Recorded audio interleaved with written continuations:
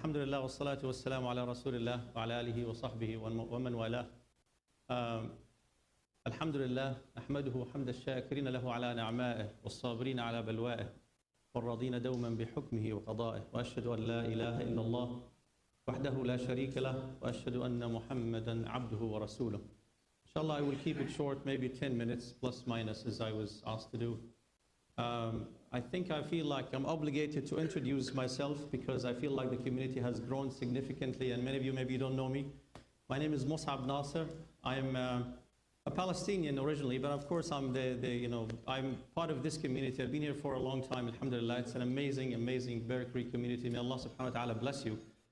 And I am actually a Palestinian from Gaza. I was born and raised in Gaza. My entire family is in Gaza. Alhamdulillah, we have lost 72 members of my relatives in an airstrike in Al-Maghazi refugee camp in Gaza. My entire family of 220 people have been displaced. Our homes have been burnt and destroyed in North Gaza, and everyone has been made homeless and a refugee in South Gaza. And we say Alhamdulillah. I wanted to give you just an update. SubhanAllah, I just came back from Cairo just the day before yesterday at night. And I was in Cairo for about 6 weeks. It wasn't really by design. I went there to pick up my mother. I managed to evacuate her from Gaza. She's 87 years old. And when I got her to Cairo, subhanAllah, it's as if I got her right at the right moment. She literally had almost a heart attack and rushed her to the ICU in Cairo, in Egypt. And we've been struggling between hospitals for the past 20 plus days. And she's still in Cairo. The plan was to bring her with me to the US, but then she got really sick, and I have my nephew and niece with her. I just needed to be here for a few days, and I'll be back, inshallah, again. At the same time, I'm doing my best to serve the people of Gaza, which should be the duty of each one of us. SubhanAllah, if you would have asked me a year ago, would I be doing what I'm doing today? I would say absolutely not. I'm currently the CEO of a non-profit organization called Feder Scientific. We have more than 200 Ivy League trained surgeons. And we're going to Gaza on April 1st. And we're going to do surgeries at the European hospital in Gaza. What I wanted to tell you today, 3 things really. Number 1 is a message of hope. Don't lose hope, don't despair. You might feel helpless, but you should not feel hopeless. And you should do everything you can to help the people of Gaza. Gaza, وَمَا أَدْرَاكَ مَا غَزَّةٌ. May Allah subhanahu wa ta'ala bless the people of Gaza. Gaza is the gate on earth to heaven today. It's the gate to heaven. And Allah subhanahu wa ta'ala chose those people for this task for a reason. We should not pity them, we should not feel sorry for them, we should actually envy them. Wallahi, my dear respected brothers and sisters, I have hundreds of people in this country who literally begged me to go and carry suitcases for our surgeons. Wallahi, one of them told me, please take me with you to Gaza. I'm willing to pick up trash in Gaza. I'm willing to clean the hospitals just to be in Gaza. One of the sisters from Canada went with a team about 2 weeks ago. Her name is Fawzia Alvi. I'm so proud of this lady, mashallah. She went in with her son and a couple of doctors. She said, I could smell the fragrance of Jannah in Gaza. When you are in the masjid in Gaza, the sound of Ameen makes your body, feel shivering, honestly, because it's a special feeling. There is nothing more powerful than when you feel like you're close to death. That's how the people of Gaza feel today. You will not feel closer to Allah subhanahu wa ta'ala than when you feel like you're closer to death. And that is what 2.2 million people in Gaza are feeling today. Feeling death. Now, Gaza has acted like a glue that brought people of conscience around the world together. It's the mortar that brought the hearts, the good hearts together, and the evil hearts together. Gaza, as Allah subhanahu wa ta'ala says in the Quran, لِيَمِيزَ اللَّهُ الْخَبِيثَ مِنَ الطَّيِّبِ. This is the moment where Allah subhanahu wa ta'ala discriminates the evil from the good. Those who support evil and the killing of innocent children, men, women, irrespective of they are, irrespective of what thrones they are sitting on in Washington, in Europe, the masks have been revealed. Don't come and lecture me about democracy and human rights when you are the first one to violate them. Don't come and lecture me about human rights and women's rights and children's rights, and you are killing them in thousands and tens of thousands. It's time for me to lecture you about hypocrisy and double standards. We should not shy away from this. Gaza has removed the masks of those who claim to respect the human rights, who respect the human dignity. Not a single condemnation from the White House or any of the Congress members for the killing of innocent people. A genocide is being committed in Gaza on live TV, and no one is talking about it. No one is doing anything about it. It's only Allah subhanahu wa ta'ala is watching. So number one, Gaza has removed the masks. There's no time for us to be shy and shy away from speaking the truth. That's it. Everything is open book right now. The hypocrites, the liars, the fake leaderships, everything is exposed. Everything is exposed. 72 people from my own relatives were killed in a single airstrike. Those are not numbers, my dear respected brothers and sisters. Those are people like you and I who had dreams, hope, aspirations. You know, they dreamed of a better life. 17 years of blockade in Gaza. October 7 did not come in a vacuum. It came because of the suffocation of 2.2 million people in a concentration camp, in an open-air prison. Israel controls the bottles of water that goes into Gaza, my dear respected brothers and sisters. You know, those people broke the fence of this gate to tell the people, look at us, we need your help. It's a cry. It's not a vicious attack as some people want to claim it. So that's number one, is Gaza has removed the masks.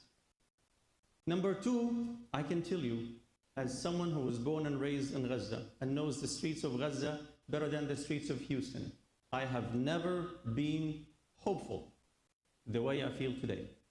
This is what I call the beginning of the end. The children of Israel have become the new Pharaoh of the 21st century. The children, it took the survivors of the Holocaust 2 generations to become Nazis. Those who ran away from Pharaoh now have become the Pharaoh of the century. And what happened to Pharaoh at the end? He drowned. This is the beginning of the end. I have never been hopeful. Remember, my dear brothers and sisters, remember, killing innocent women, innocent children, destroying homes, destroying the infrastructure does not bring victory. You can do it day in and day out. You can do it day and night, but it does not bring victory. It only brings shame to those who are doing it, to those who are endorsing it, to those who are supporting it, and to those who are defending it, especially those in Washington. It's a disgraceful reality that we're dealing with, full of hypocrisy and double standards. But don't lose hope. Wallahi, this is the beginning of the end. And Gaza will be that beginning of the end. To those tyrants who think that they can do whatever they want without consequences. I have never been hopeful as a Palestinian who lived under the Israeli occupation. It is the beginning of the end, inshallah. It is the beginning of the end because Allah subhanahu wa ta'ala is watching. We are not waiting for a solution from Washington or Europe or Australia or these countries. The mask is off. The mask is off. And you leave it to Allah subhanahu wa ta'ala. The victory will come from Allah subhanahu wa ta'ala. And I remind you with the story of Jalut and Talut. فلما فصل طالوت بالجنود قال إن الله مبتليكم بنهر فمن شرب منه فليس مني ومن لم يطعمه فإنه مني إلا من اغترف غرفة بيده فشربوا منه إلا قليلا منهم فلما جاوزه هو والذين آمنوا معه قالوا لا طاقة لنا اليوم بجالوت وجنوده قال الذين يظنون أنهم ملاقو الله كم من فئة قليلة غلبت فئة كثيرة بإذن الله والله مع الصابرين. Today, the majority of people on earth have drank more than a handful. Only a few drank from that handful. 1.5 billion Muslims around the planet are feeling helpless, cannot do anything to this injustice, to these atrocities, to the killing of innocent people. But only a few in Gaza who drank, as Allah subhanahu wa ta'ala said, a handful of water from the river of Jalut and Talut. And remember what Allah said in that ayah. فَلَمَّا فَصَلَ طَالُوتُ بِالْجُنُودِ. Right? And we mentioned that. وَلَمَّا بَرَزُوا لِجَالُوتَ وَجُنُودِ. And when it's time to fight, when it's time to face reality, فَلَمَّا بَرَزُوا لِجَالُوتَ وَجُنُودِهِ قَالُوا رَبَّنَا أَفْرِغْ عَلَيْنَا صَبْرًا. They didn't call this and that. قالوا ربنا أفرغ علينا صبرا وثبت أقدامنا وانصرنا على القوم الكافرين. Oh Allah, make us steadfast, support us, be with us. فهزموهم بإذن الله. They defeated them with the grace of Allah, with the help of Allah, not the help of X and Y. فهزموهم بإذن الله وقتل داود جالوت وآتاه الله الملك وعلمه مما يشاء ولولا دفع الله الناس بعضهم ببعض لفسدت الأرض. Remember, Allah subhanahu wa ta'ala is watching, and the people of Gaza will be victorious. شاء من شاء وأبى من أبى. Number 3, and I'll leave it at that, inshallah. What is it that you and I have done for the people of Gaza? What have we done for the people of Gaza? If you think that you are posting on social media and that is enough, we have posted so much on social media. We had millions in England going to the streets of London and the streets of US capitals or US cities. Do we have a ceasefire? We don't. And why? Because we fight with their tools.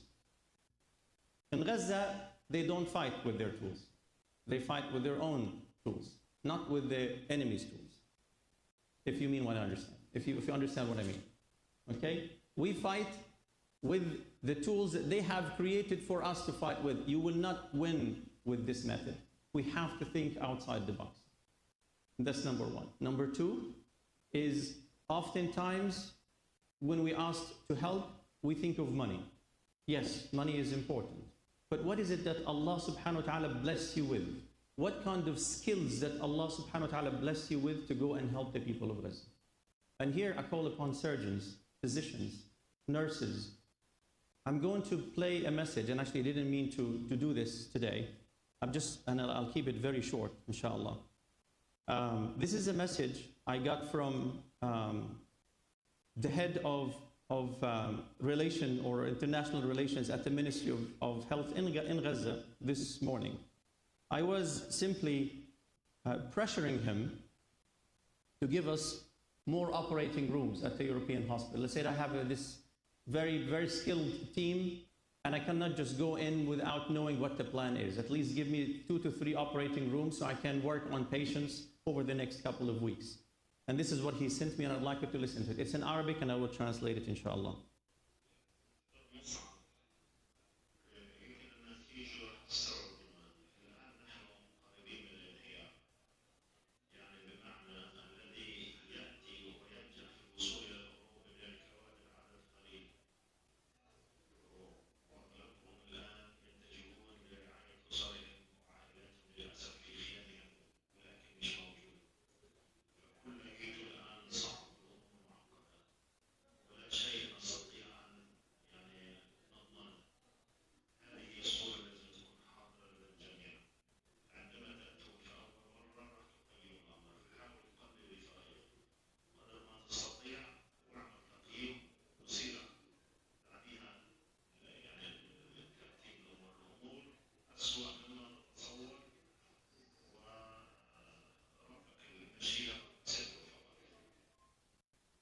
Yeah, effectively what he's saying is, please bring your team. Try to bring a smaller team. Don't bring a big team, because the whole healthcare system has collapsed.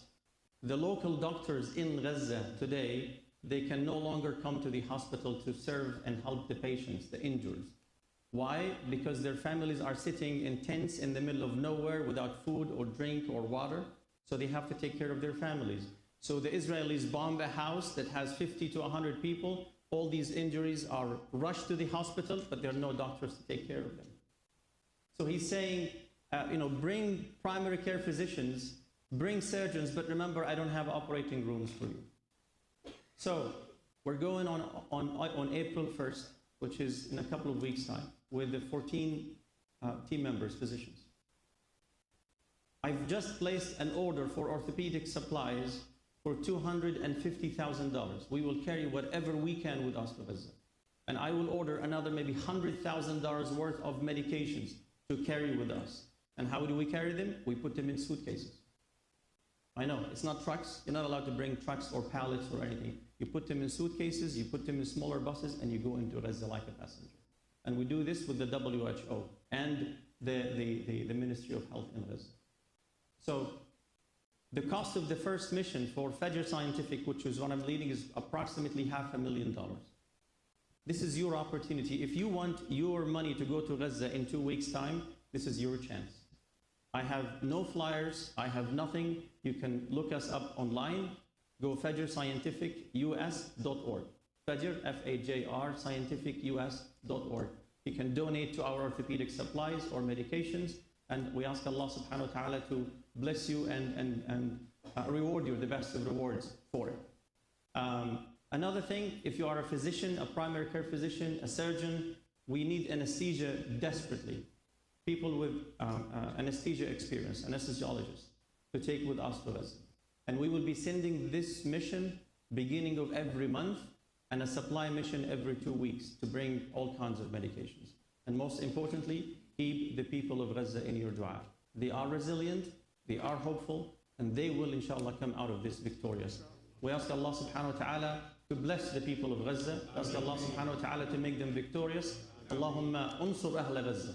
اللهم انصر أهل غزة اللهم داوي جرحاهم اللهم ارحم موتاهم اللهم ثبت أقدامهم اللهم اهلك عدوهم اللهم انصرهم بنصرك وأيدهم بنصرك يا أرحم الراحمين أقول قولي هذا وأستغفر الله والسلام عليكم ورحمة الله وبركاته وجزاكم الله كل خير.